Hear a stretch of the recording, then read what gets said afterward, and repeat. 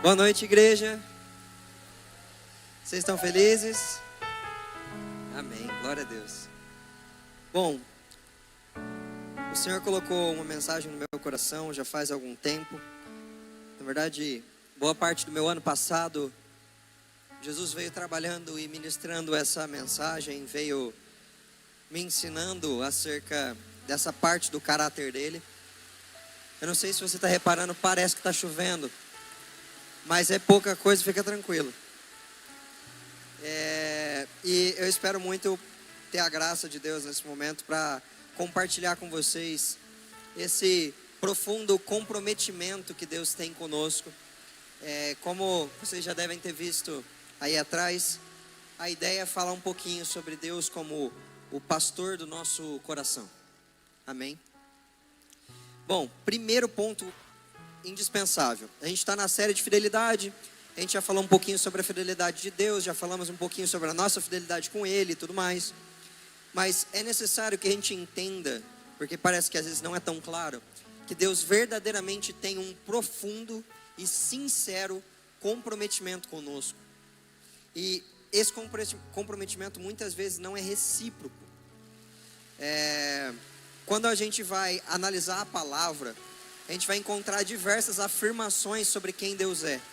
E essas afirmações, elas vão definir o caráter de Deus para nós. Elas vão nortear aquilo que a gente pode ou não se apegar e confiar. Por isso eu gostaria de começar falando um pouquinho sobre a veracidade de Deus e da palavra dele. Em Números 23, 19, e eu gostaria que você abrisse comigo, ou então visse aqui no telão. Números 23, 19. A gente vai encontrar a seguinte afirmação sobre Deus: Deus não é homem para que minta, nem filho do homem como nós, para que se arrependa. Acaso ele fala e deixa de agir? Acaso promete e deixa de cumprir? Em outro lugar a gente vai encontrar o próprio Jesus se referindo a ele mesmo como o caminho, a verdade e a vida. O autor de Hebreus vai trazer para nós que é impossível que Deus minta, pelo simples fato de que isso contraria a natureza dele. Alguém aqui já viu um passarinho nadando no fundo do mar? Sim? Não? Certeza, ninguém? A gente não vê esse tipo de coisa, porque não faz sentido com a natureza do pássaro. O pássaro não foi criado para isso. Deus, a natureza dele impede que ele minta, porque ele é a verdade. É impossível que Deus minta. Então, quando ele faz uma afirmação sobre ele mesmo, ou quando ele faz uma promessa, ela é digna de confiança. E a gente vai ver um pouquinho sobre o cuidado pastoral de Deus para conosco. Diversas vezes na palavra a gente vai ver o exemplo de Deus como pastor de ovelhas, e nós sendo o rebanho que está sendo cuidado, que está sendo guiado. E com isso eu gostaria de fazer uma leitura expositiva com você do texto de João 10, capítulo 1. A gente vai ler um pouquinho, a gente vai passar meio que verso a verso, falando um pouquinho desse texto. Então tenha paciência e vamos junto comigo, construindo esse entendimento sobre quem Deus é. João 10, versículo 1. Amém? Jesus disse o seguinte: eu lhes asseguro, ou aqui como está escrito, em verdade lhes digo. Ou seja, aquele que é a verdade, que não pode mentir, está falando, olha, é verdade que eu vou falar agora, presta atenção. Então ele está dando ênfase, está falando, olha, pode confiar. O que eu vou falar agora é de segurança. Eu lhes asseguro que não entra na porta do aprisco, não entra no aprisco das ovelhas pela porta. Vamos de novo. Eu lhes asseguro que aquele que não entra no aprisco das ovelhas pela porta, mas sobe por outro lugar, é ladrão e assaltante. E antes da gente seguir, eu já quero explicar um pouquinho da passagem, para que você, conforme a gente vai lendo, já tenha o entendimento que a própria passagem vai trazendo, e já vá compreendendo aquilo que Deus queria informar.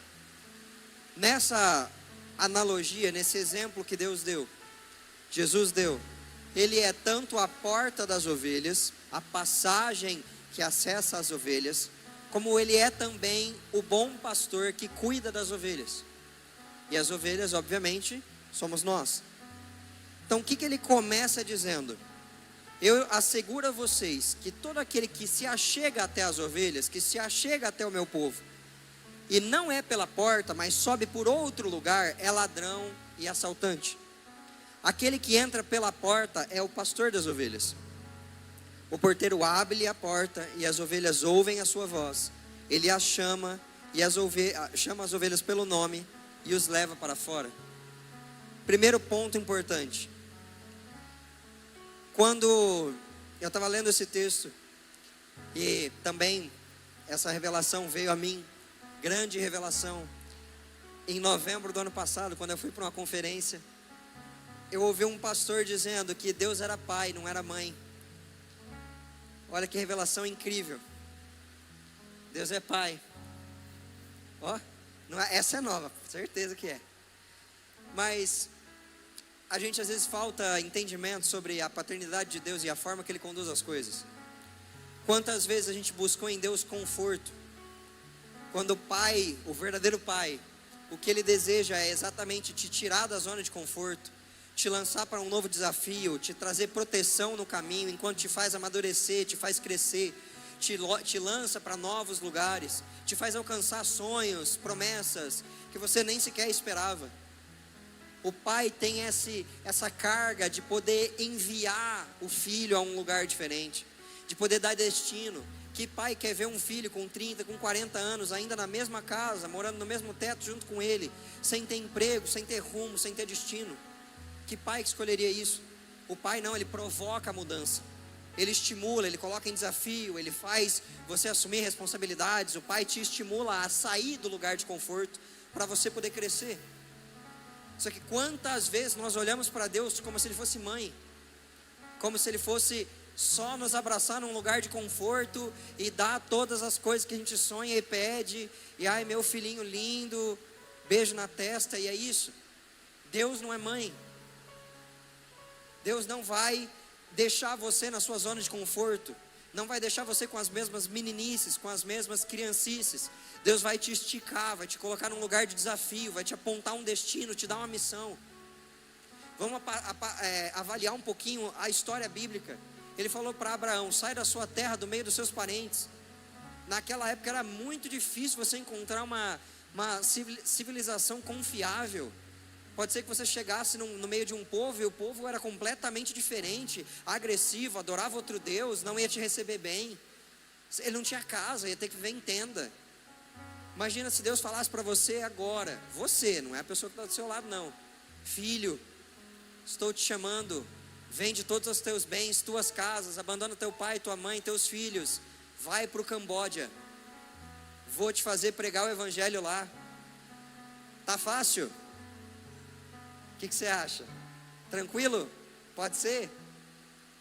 Cara, foi quase isso que Jesus falou para Abraão: sai do meio de todo mundo, vai para outra terra que eu vou te mostrar. Nem falou qual que era. Deus, ele coloca a gente em desafios. Vamos pensar outros personagens.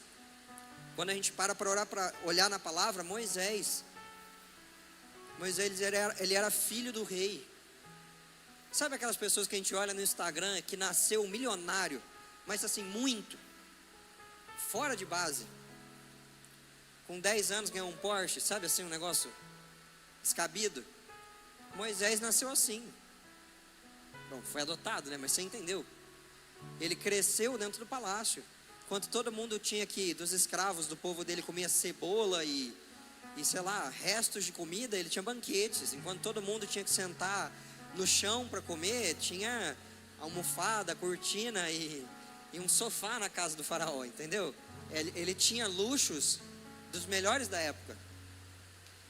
Deus falou para ele: larga tudo isso e vai pregar, vai como escravo junto com os escravos e prega para vocês saírem daqui para ficar no deserto depois. Aí que ficou gostoso mesmo. Aí não tinha nem parede, nem lugar para sentar no deserto. Andar no deserto 40 anos. Profetas. Os profetas eram assim: olha, tem uma mensagem para você. vai e pega para o povo isso, e quando você pregar eles vão te odiar, vão querer cuspir em você, vão bater em você, vão te tratar mal, você vai ser completamente odiado pelo povo à sua volta, mas vai que eu estou contigo. Não me parece algo muito mãe, parece? Deus é pai.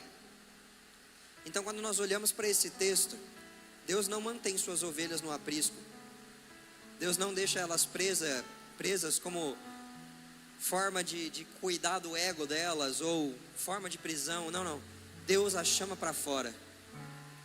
O próprio Deus abre a porta, as ovelhas ouvem a sua voz, e Ele chama elas pelo nome para fora. Deus já te chamou para fazer algo alguma vez? Boa noite, igreja, paz do Senhor, obrigado. Meu nome é Vitor Medina, eu vou estar pregando para vocês. Vamos junto. Deus já te chamou para fazer algo? Amém, glória a Deus. Só que tem um ponto muito legal. As ovelhas ouvem a voz dele. Um dos grandes sinais de que você realmente está seguindo aquele que é o bom pastor é se você ouve a sua voz. E muitas vezes a gente começa a ouvir as vozes dos desafios, das dificuldades, as vozes das lutas, das dores, e parece que a voz de Jesus fica distante no nosso coração. Mas as suas ovelhas ouvem a sua voz e o seguem, porque continuando o texto ele diz assim, versículo 4: depois de conduzir para fora todas as ovelhas, ele vai adiante delas, estas o seguem porque conhecem a sua voz. Segundo ponto sobre Deus: Deus nunca vai te colocar num desafio, num lugar, te conduzir a um lugar do qual Ele mesmo não esteve. Deus não é o tipo de homem, não é o tipo de Deus, tipo de pai, que te manda para um lugar sem saber quais são os desafios, as dificuldades, como vão ser os problemas que você vai encontrar. Deus não é imprudente. Se você fosse viajar, como no exemplo que eu dei, para o Camboja, você não se prepararia, estudaria a nação, veria a moeda, veria os lugares melhores para você ir, veria um hotel legal, não seria mais ou menos isso? Você acha que se você humano faz isso, Deus não prepararia um cronograma inteiro para você no caminho? E melhor, Deus só não sabe para onde você vai, como Ele vai junto. Ele mesmo vai à frente e as conduz.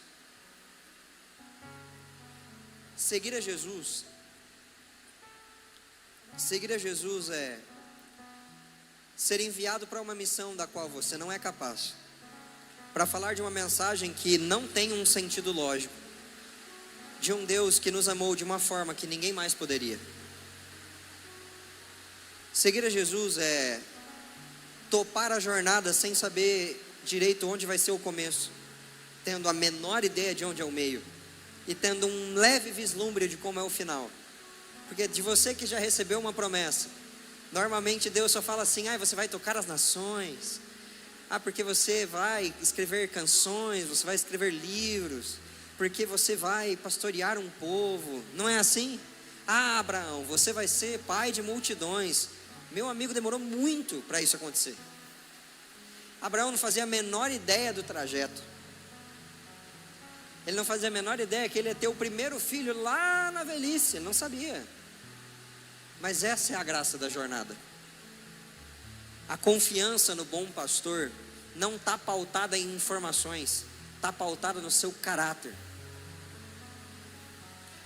Vamos trazer para o casamento para ficar um exemplo mais claro.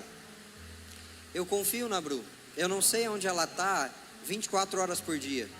Eu não pego o telefone dela para ver todas as mensagens, quem ela segue no Instagram, quem ela está chamando no WhatsApp. Eu não tenho todas as informações, mas eu confio no caráter. Eu conheço a pessoa e confio no caráter. É por isso que eu confio na aliança e no comprometimento que nós temos um com o outro, porque eu confio no caráter. Eu não sei todas as informações sobre o meu pai, não sei o que ele comprou de mais novo, com quem que ele está chamando no WhatsApp, o que ele está conversando, mas quando ele me fala que precisa de uma ajuda e vamos lá, eu confio na pessoa e pronto. Qual que é a nossa dificuldade de entender isso de Deus, que não mente, que não falha, que não erra, que não é como nós. Se tem alguém que pode falhar, sou eu, e a Bruna ainda confia em mim. Por que não confiar no Senhor? A confiança não é sobre qual é o plano dele. A confiança é que o plano dele é melhor que o meu, independente de qual seja. Independente de para onde ele vai me guiar, de que forma ele vai fazer, de quais caminhos ele vai tomar, Deus sabe o que está fazendo e Ele é o bom pastor. Ele é digno de ser seguido. E Ele não vai me levar num lugar na qual Ele não tem ideia ou não sabe como as coisas funcionam. Até porque Ele é a porta. E dentro desse contexto, todas as coisas que tocam a sua vida, que falam ao seu coração, precisam passar pelo Cristo. Ah, por quê, Vitor? Porque aquele que não passa pela porta é ladrão e assaltante. Quantas pessoas têm falado ao seu coração? Será que tem alguma pessoa, algum amigo da família, do trabalho, que fala mais ao seu coração do que Jesus? Será que tem algum livro que você está lendo que não tem nada a ver com Jesus, mas está ministrando mais seu coração do que Jesus? Será que tem algum mentor ou coach que está tentando guiar a sua vida mais do que Jesus? Porque se for isso, essas pessoas são ladrões e assaltantes. Quando eu estava pregando hoje de manhã, eu usei um texto para falar do dízimo, que é um texto onde Jesus está dizendo um pouquinho sobre que nós devemos entregar a vida a Ele, porque aquele que quer fazer obras maiores que as minhas, deve entregar a sua vida, tomar a sua cruz, porque quem quiser proteger a sua vida, a perderá, quem perder a sua vida por amor a mim, a ganhará. E aí esse pedaço a maioria de nós conhecemos, mas ele fala assim: porque de que vale ganhar o mundo todo e perder a sua alma? Sabe o que é você abrir o seu coração para aqueles que não vêm através de Jesus? É você dar espaço para um ladrão e um assaltante ir roubando do seu tesouro, moeda por moeda, até que uma hora já não tem mais nada. Se algo fala com você e guia a sua vida, que não é Cristo, você está dando espaço para ladrões e assaltantes. Melhor do que isso, quando a gente segue lendo o texto, diz assim,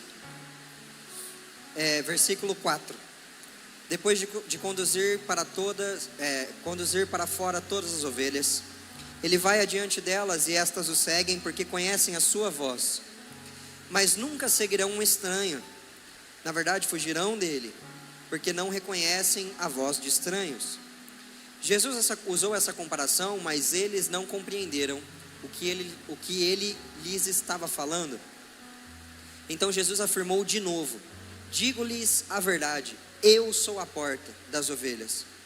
Todos os que vieram antes de mim eram ladrões e assaltantes, mas as ovelhas não os ouviram. Eu sou a porta. Quem entra por mim será salvo. Entrará e sairá e encontrará pastagem. O ladrão vem apenas para roubar, matar e destruir, mas eu vim para que vocês tenham vida e a tenham plenamente. Normalmente quando a gente lê esse texto, o ladrão vem para matar, roubar e destruir, a gente traduz automaticamente que é Satanás nesse texto. E não é. Ele realmente vem para matar, roubar e destruir. Você está entendendo certinho. O jeitão dele é desse jeito aí mesmo. A ideia, o espírito que ele trabalha é esse. Mas Jesus não está falando aqui sobre Satanás. Jesus está falando de todos aqueles que vieram antes dele. Os que vieram antes dele eram todos os homens que estavam tentando pregar a mensagem, mas ela não chegava completa em momento nenhum. Eram os escribas, eram os fariseus, eram os homens que tentavam ditar a religião, eram os outros sábios, aqueles que tentavam trazer de alguma forma direção até Deus. Mas não existia um caminho para Deus.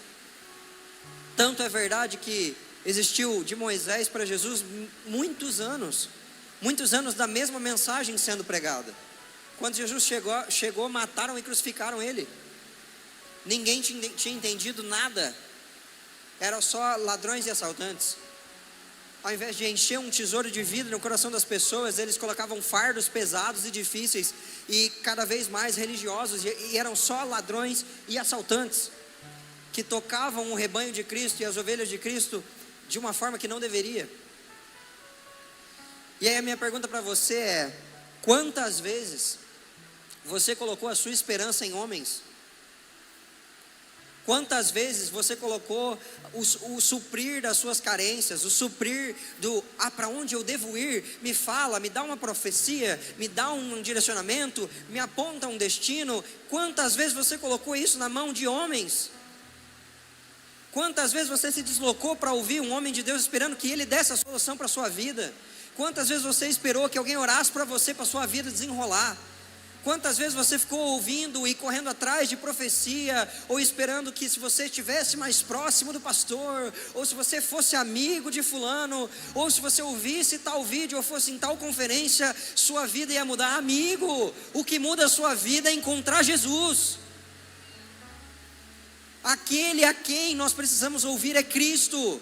Ele é a porta das ovelhas, Ele é o bom pastor. Não há nada que eu possa fazer, não há nada que a minha família possa fazer para mudar a sua vida, cara. Como que eu faria isso? As pessoas têm esse erro desde Moisés, quando pediram para subir ele no monte. Sobe você, Moisés, fala você com Deus. Deus não morreu para que tivesse gente falando por você. Deus não morreu para que você ainda continuasse confiando em ladrões e assaltantes. Já veio aquele que é o caminho. Você não precisa encontrar outro, não precisa encontrar outro porta-voz ou alguém que fale por você. Deus já é o caminho, já é a verdade, Jesus já é isso. Toda vez que nós depositamos a nossa esperança em homens, o que acontece é, eles não conseguem suprir. Por mais parecidos com Jesus que eles sejam, eles não conseguem suprir, porque eles são só homens. E as carências que nós temos não é da falta de homens. Quantas pessoas tem ao seu redor? Dá uma olhada aí. A carência que nós temos é da falta de um pai, é da falta de um Deus, é da falta de um bom pastor. Eu não sou o bom pastor, eu sou um pastor, mais ou menos ainda. O bom pastor só tem um. Pode ser que eu te dê hoje uma mensagem bonita e daqui a um mês eu te frustre. Cristo não erra, amigo. Quando Jesus declara uma afirmação sobre você, ela vai permanecer imutável, porque Ele não mente, Ele não muda de opinião. Ele, quando declara algo sobre você, Ele viu desde quando você era pequeno até o fim da sua velhice, e Ele fez a afirmação precisa sobre quem você é. Ele não estava equivocado, não estava errando as letras. Ele estava afirmando o seu caráter, Ele estava afirmando a sua identidade, Ele estava declarando sobre você verdade. Deus é o bom pastor.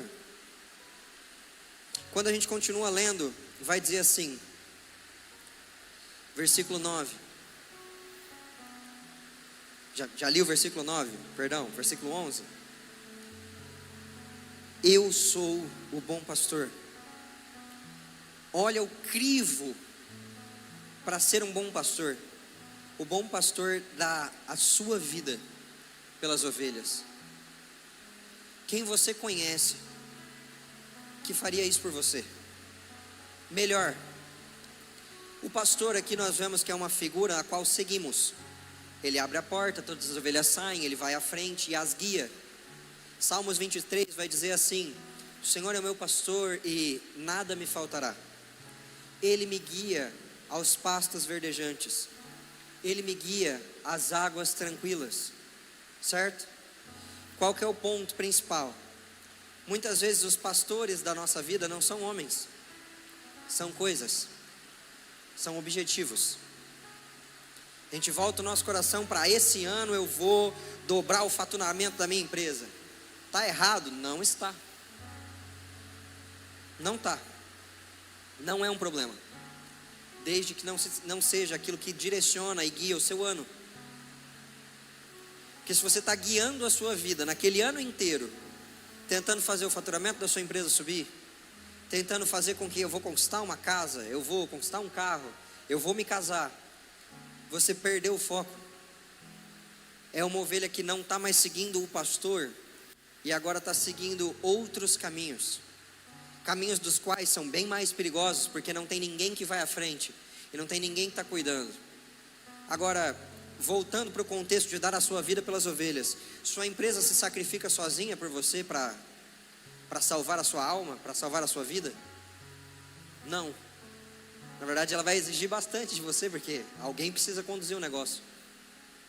Não é? Sua casa se sacrifica sozinha.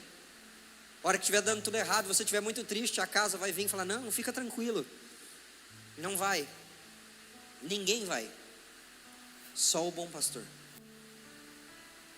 Pode ser que os amigos estejam lá, mas eles não sabem tudo. Tem dores e tem momentos que só você sabe. E Jesus. E quando a gente vem seguindo, ele fala: o bom pastor é aquele que dá a vida pelas suas ovelhas. O assalariado não é o pastor a quem as ovelhas pertencem. Assim, quando vê que vem um lobo e ele abandona as ovelhas e foge, então o lobo ataca o rebanho e o dispersa. Ele foge porque é assalariado e não se importa com as ovelhas. Gente, assim, eu tento me importar de verdade com vocês. Eu realmente amo essa igreja, eu amo vocês, eu realmente tento me importar. Mas o que ele está tentando dizer aqui é: os homens que eu deixei para cuidar de vocês, os homens que eu deixei para cuidar do rebanho, ele não é o Senhor de vocês. Ele não é o bom pastor. Pode ser que eles falhem. Quantas vezes vocês já viram histórias de igrejas, de homens que caíram num pecado, ou se venderam pelo dinheiro, ou tomaram decisões que não fazem sentido, e isso rachou a igreja, pessoas se desviaram? Quantas vezes? Quem já ouviu isso? Às vezes o lobo vem. E é esse o problema de gastar a nossa vida seguindo a homens.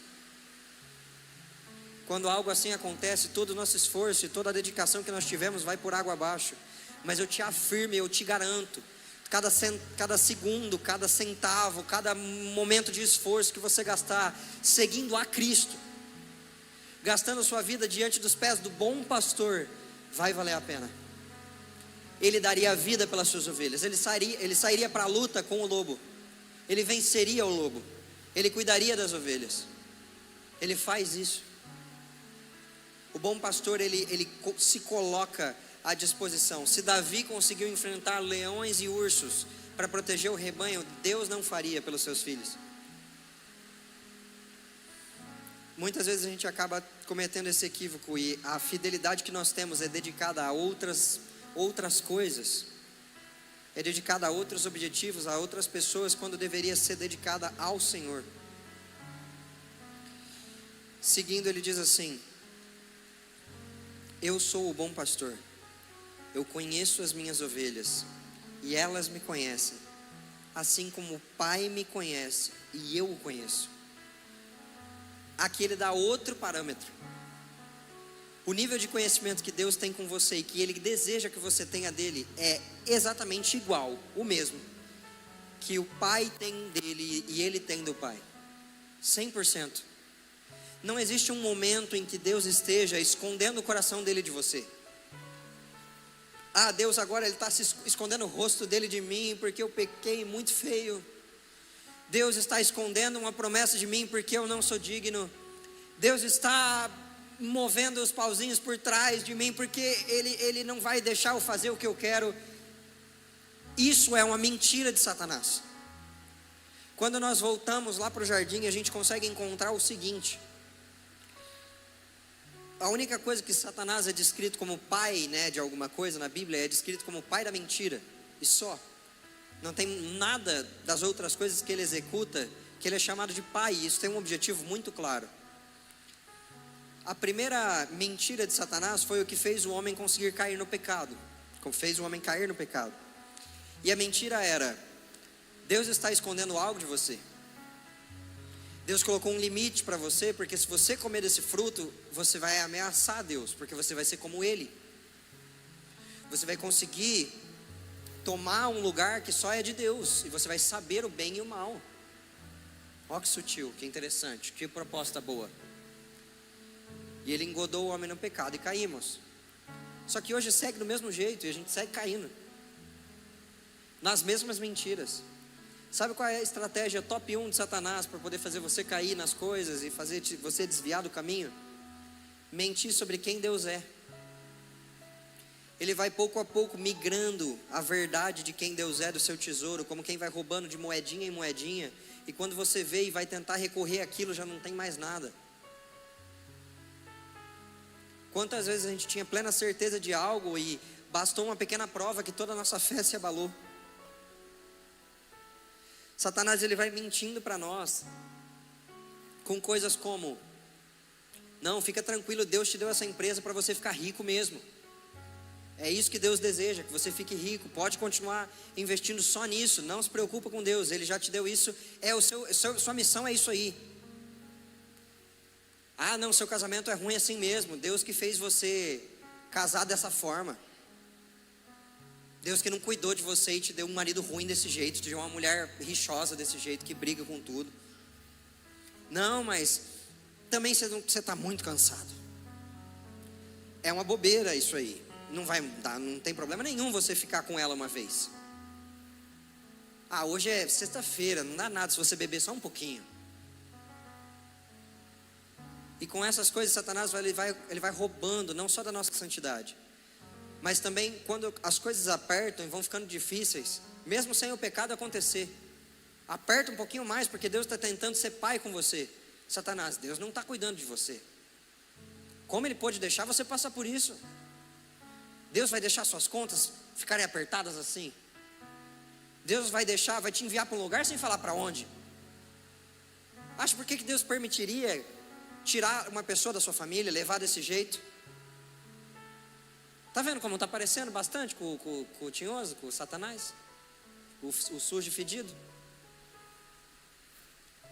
Tudo que ele está tentando roubar é a certeza e a verdade na confiança do caráter de Deus. Porque aí quando a gente para de confiar nele, a gente vai buscar os nossos próprios caminhos. E aí a gente para de ser uma ovelha seguindo o bom pastor e passa a ser uma ovelha perdida no pasto.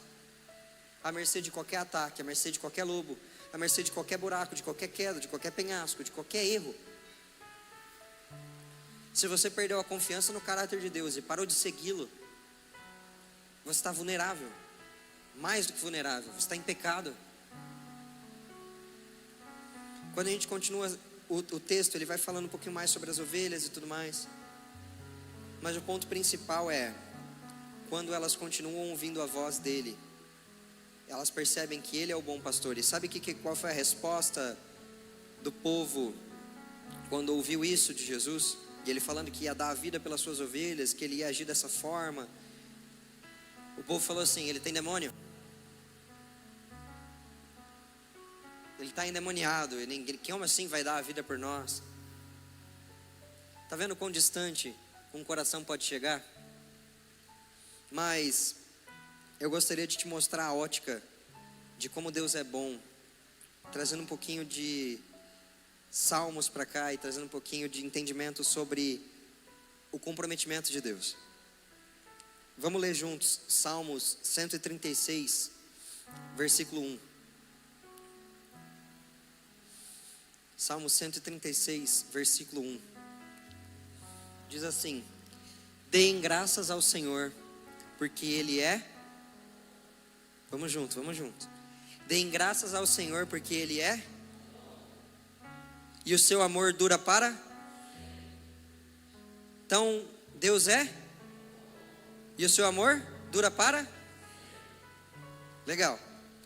Vamos trazer um pouquinho mais de entendimento para isso. A palavra em hebraico de amor, o seu amor dura para sempre, é a palavra Hesed, que é H-E-S-E-D, ou em algumas traduções está com C-H, mas é Hesed. E o significado dela é a união perfeita entre amor sincero, generosidade e comprometimento duradouro. Amor sincero, generosidade e um comprometimento duradouro. Hesed é um ato de lealdade, de fidelidade a uma promessa, motivado não por um amor egoísta, mas por um amor pessoal e profundo, como quem realmente se importa. Sabe por que Deus é o pastor do meu coração? Porque eu, quando ovelha, olho para outro objetivo, Ele me acode e me traz de volta. Quando meu coração se perde, eu já não sei mais quem eu sou, Ele ainda lembra quem eu sou. E Ele fala para mim de novo. E Ele me traz de novo para o caminho. Quando eu estou ameaçado pelos lobos, Ele se lança na frente e me protege. E dá a sua vida para me proteger. E quando as paixões desse mundo, elas tomam o meu coração, Ele se mostra mais uma vez e pega o meu coração de volta para Ele. E Ele está fazendo isso tudo, não só porque Ele quer um servo no final, cumprindo a missão que Ele pediu. Não, Ele está fazendo isso porque Ele tem um amor e um comprometimento verdadeiro, como quem se importa comigo. Porque Deus já viu a minha história e sabe que a versão do Vitor que é mais feliz é a versão cumprindo a promessa no fim da vida, do que aquela que seguiu os seus próprios desejos e morreu nos seus próprios desejos.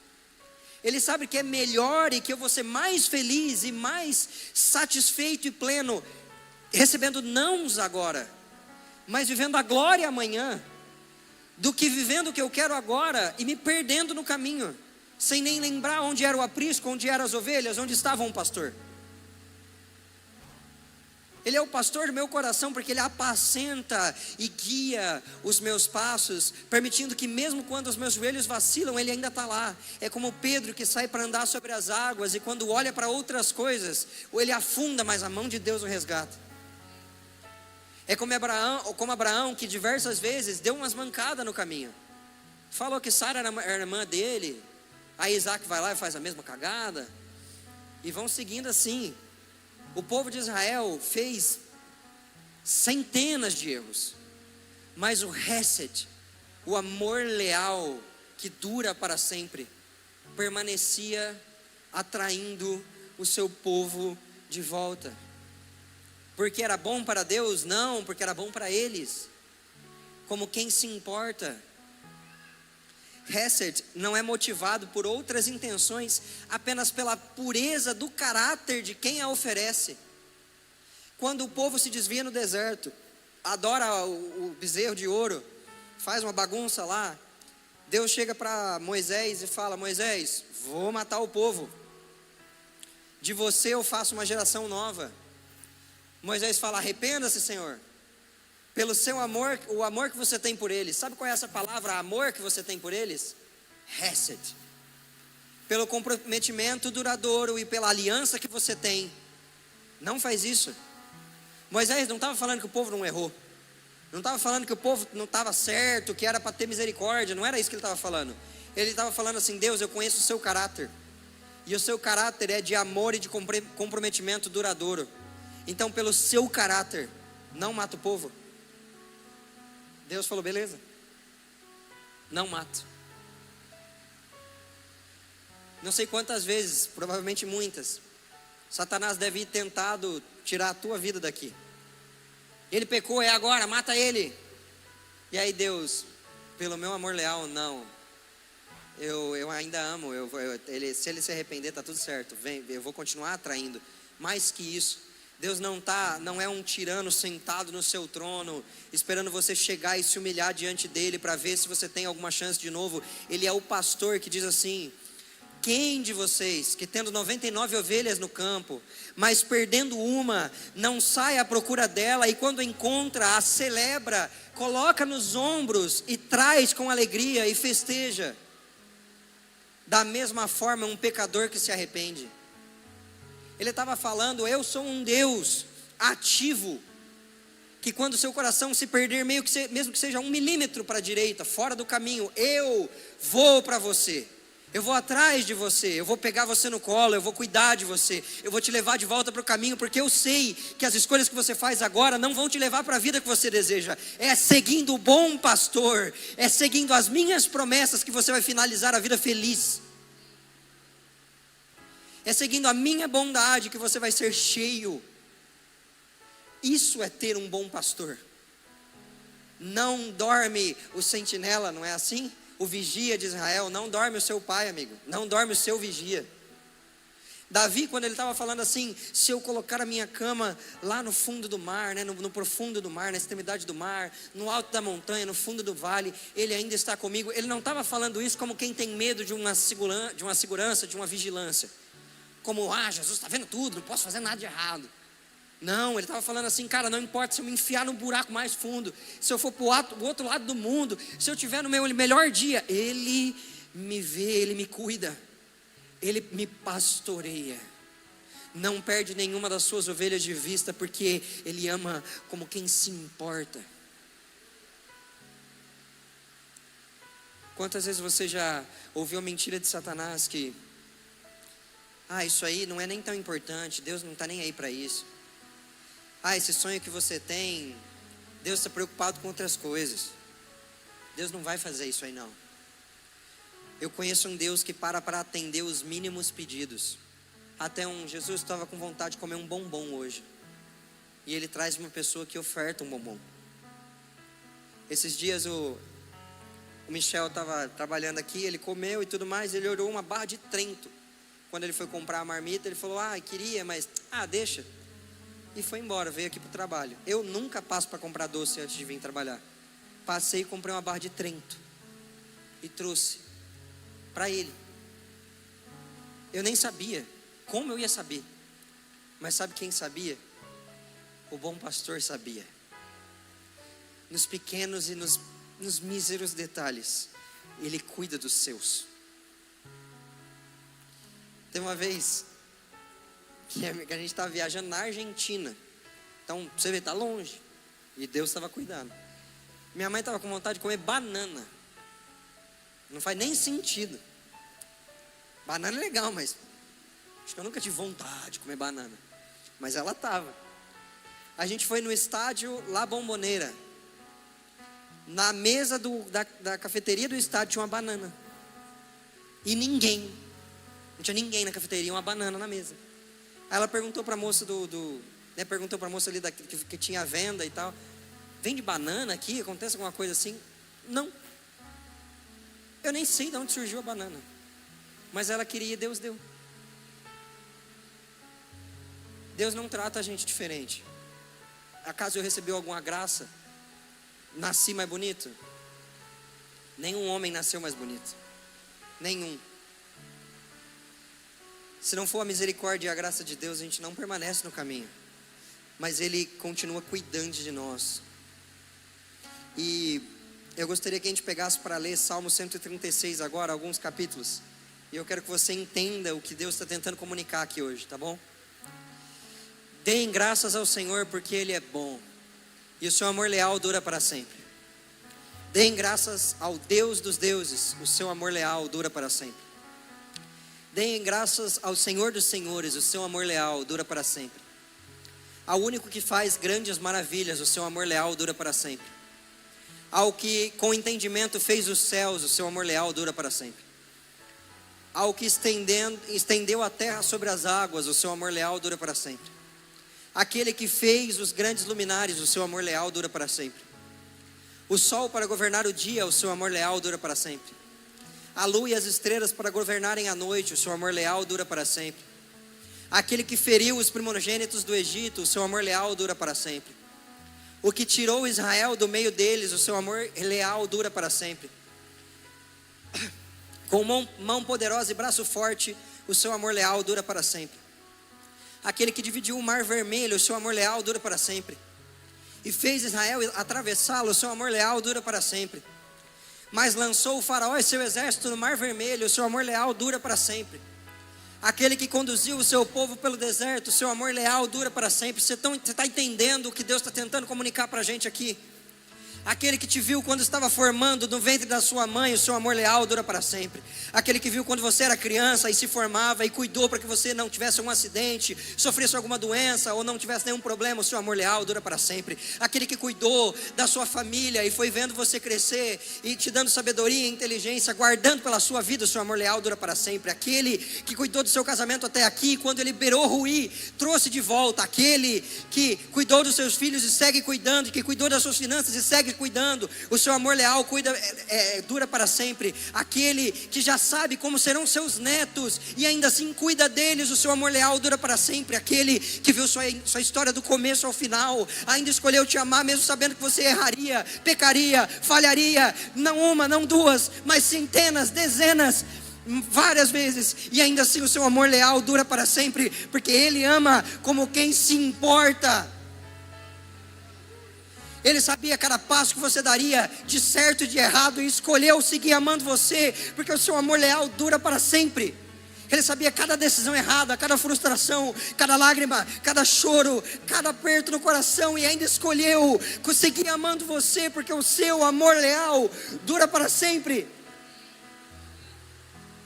Ele sabia todas as vezes que você seria idólatra, mentiroso, trapaceiro, e ainda escolheu te amar. Ele saberia todos os erros, aqueles que você nunca teve coragem de contar, nem para as pessoas mais próximas, e ainda assim, o seu amor dura para sempre, como quem aninha os seus filhos debaixo das asas. Quando ele chegou em Jerusalém, Jerusalém não a recebeu. Ele disse: Jerusalém, Jerusalém, quantas vezes eu quis aninhar você debaixo das minhas asas e cuidar de você, mas você matou os profetas e perseguiu aqueles que contavam a mensagem. E adivinha, ainda existe restauração para Israel, porque o seu amor dura para sempre. Ter um bom pastor é ter a certeza que eu posso confiar a minha vida inteira nele e gastá-la sem hesitar um segundo, porque não tem como essa decisão dar errado, porque ele já viu todo o caminho, e o seu amor sobre mim é maior do que os meus erros, maior do que os meus equívocos, do que os meus medos. O seu amor continua cuidando de mim, continua cuidando dos meus sonhos, continua cuidando dos meus planos. Eu acho muito legal que ano passado Jesus podou muitos meus planos. Tinha vários, e Jesus disse não para praticamente todos eles. Tive várias crises e tudo mais, mas adivinha, eu que estava errado, senão Jesus tinha falado sim. Mas agora, quando eu já alinhei um pouco melhor meu coração, a gente recebeu, eu e a Brum, uma palavra: Deus está pedindo para vocês sonharem mais. Caramba, eu tive sonhos, Jesus disse não. Aí agora ele está pedindo para eu sonhar de novo. Mas a diferença é que os sonhos que eu tive antes não me guiavam para o bom pastor, e os que eu estou tendo agora sim. O sonho de Jesus é chegar no final da caminhada com todas as suas ovelhas. Só que não dá mais para Deus ficar agindo como agiu com Israel. Não dá mais para Deus ficar se comprometendo, ter esse comprometimento duradouro, que ama cada vez mais, que se importa cada vez mais com um povo que não quer se comprometer com Ele. Até quando Deus vai se comprometer com um povo que não quer se comprometer com Ele? Até quando Deus vai demonstrar tanto carinho e vai receber vir domingo de manhã e de noite também é muito difícil. Até quando Deus vai receber de você, jejuar também? Não precisa, isso aí é exagero. Até quando Deus vai receber um comprometimento de pífio, miserável, dado tudo isso que Ele tem nos dado? Sabe por que a gente dá tão pouco? Porque Satanás está conseguindo roubar a ideia de quem Deus é, roubar a imagem de quem Deus é do nosso coração. E aí, como parece que Ele é menor do que Ele é, a gente acha que pode dar menos do que Ele merece. Se é um Deus que não me protege tanto, que não cuida tanto de mim, também eu não preciso gastar toda a minha vida para Ele, vou gastar só um pedaço. Satanás está conseguindo fazer o que ele tinha planejado. Ele está roubando a ideia de Deus do nosso coração, roubando a revelação de Deus do nosso coração. E ele vai matando a nossa adoração, ele vai matando aquilo que a gente deveria estar oferecendo para Deus. Mas como quase todas as vezes, não que Deus precise de defesa, Ele sempre me leva a pregar a verdade sobre o caráter dEle. Porque não importa o que acontece comigo, o Senhor é bom e o seu amor dura para sempre. Então, quero que você venha comigo num último exercício antes da gente buscar juntos. Se tiver falta, o Senhor é? Não, galera. Tá vendo? Você está deixando Satanás roubar você já. Vamos de novo. Se tiver falta, Deus é? E o seu amor? Se tiver difícil, Deus é? E o seu amor dura para? Se você não vê como sair da situação, Deus é? E o seu amor dura? Se o seu casamento estiver ruim, Deus é? E o seu amor dura para quando? Se alguém da sua família ficar doente, Deus é? E o seu amor?